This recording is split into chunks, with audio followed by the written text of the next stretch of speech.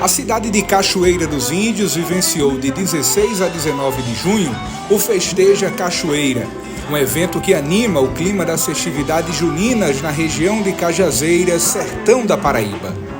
Na noite desta quarta-feira, uma verdadeira multidão se alegrou ao som de Léo Mariano, Forró da Gota e Irandir do Acordeon e, claro, o Túlio Milionário, que está disparado nas plataformas digitais com a música Casca de Bala.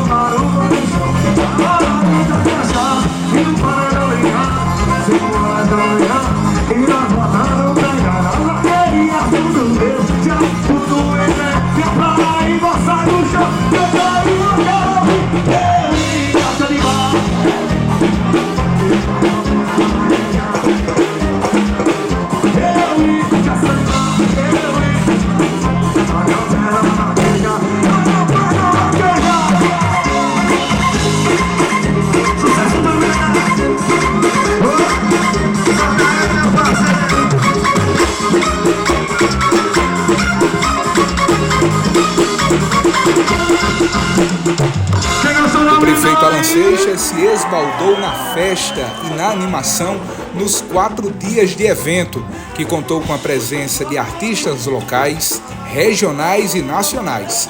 E mais uma vez, cantou no palco principal.